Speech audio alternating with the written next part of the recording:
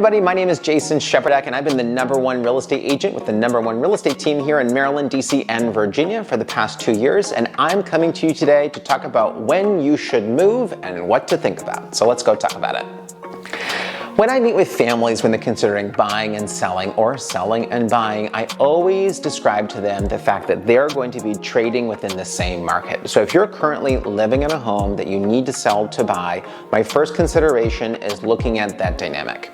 Some people want to wait for the perfect time, but there really is not a perfect time because you're always going to be trading, selling, and then buying in the same market dynamic, whether it's a buyer's market or a seller's market. It is almost more important for those who are just going to be buying for the first time because that's when you have more flexibility. Cyclically in the United States, we find that often in the spring there's more inventory, but it's a busier market, you might pay more. And in the winter, you have a cyclical market as well. Back to school in August, September's fall, people start to travel, and then those winter months can always be challenging with weather, snow, and other factors like getting dark late at night, and less inventory for sale, which means it can be harder for buyers, but sometimes you get a better deal. So what is the real story then, and what is the actual best thing to do? I believe that every family has the choice to reverse engineer the purchase and really figure out what's best for them. And here are 3 things that I want you guys to consider. 1, do you have your nest egg set?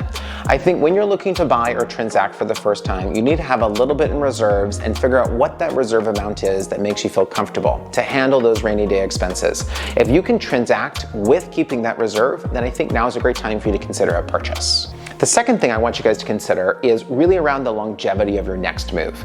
So when you're moving into your next residence, specifically buying a home, the consideration of transactional costs is really important.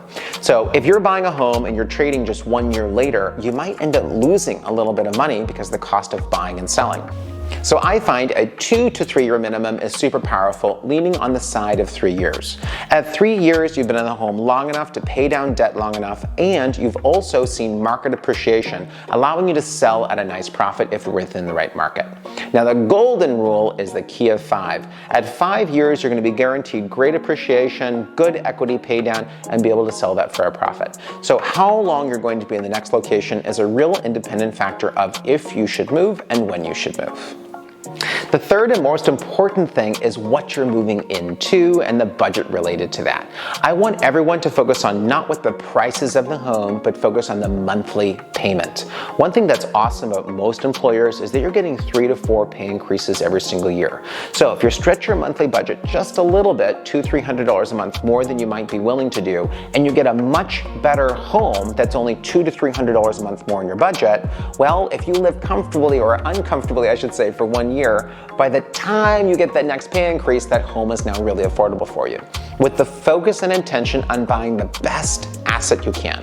So for example, if you've got 2 children and you might have plans for a third, or you've got 2 fur babies, like 2 dogs, and you're planning on having more, you really want to make sure the next home is going to be big enough for you so you don't have to be forced to transact out of the property.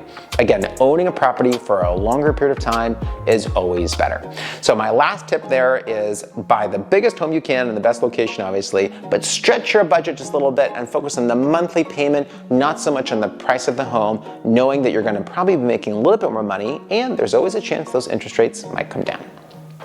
Buying and selling can be super difficult, and I hope this video gives you quick 3 things to think about. If you guys need help or relocating to the area in the DMV, we're happy to help you. Of course, you can reach out to our amazing partners, which we love referring to at Veterans United.